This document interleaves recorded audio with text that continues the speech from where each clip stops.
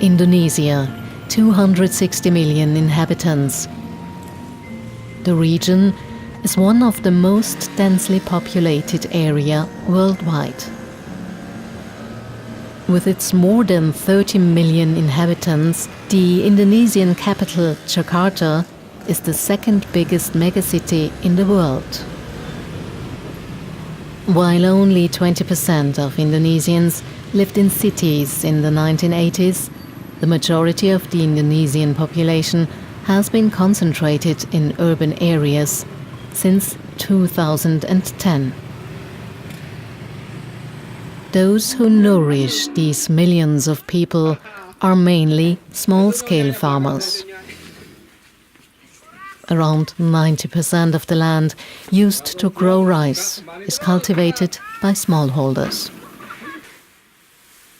Many have to additionally engage in off-farm activities to secure their livelihoods. The most important staple food is rice. After Vietnam and Bangladesh, Indonesia has the third largest rice consumption per capita worldwide. Actually, the resources is enough, I think, in Indonesia. The price of agricultural production is very low, so farmer people don't see the agriculture as like good job, so they tend to leave the agriculture. Farmer is not proud to be farmer for now. Little income and no prestige, farming has become a job for the elderly. Those who can afford it move to the cities to find a job. Kalau kehidupan di rantau itu sukses, sulit untuk kembali. Sedangkan di rantau when children are successful in the city, they stay there. Only those who don't make it return. Belum tahu itu, palingnya sekolah lah, sekolah dulu. Ya rencana kalau pertanian itu ya pasti ada. My children shall go to school, get a good job, and shall not become farmers.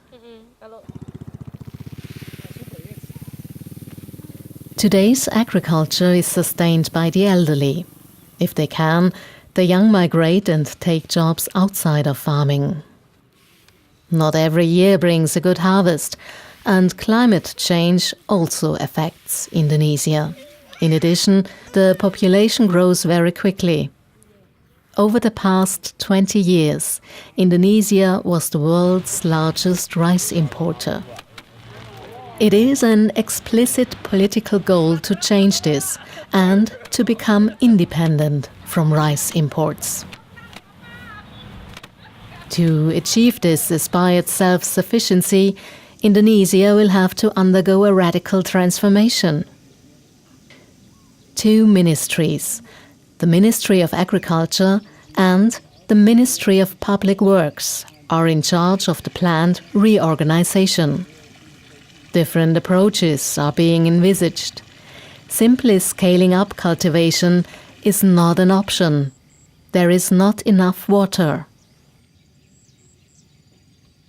Indonesia is strongly affected by climate change. This causes long drought periods and heavy rain events, and this leads to frequent floodings and crop losses.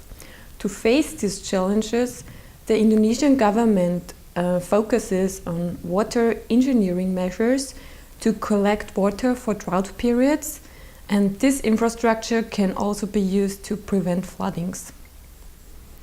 Another concept is to promote water-saving rice production systems and also the cultivation of alternative crops.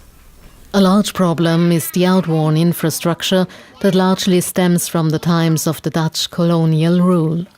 Another challenge is the mere number of concerned farmers.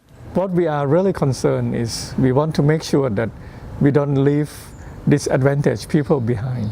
So we have to make sure that they get opportunities, they get the chance.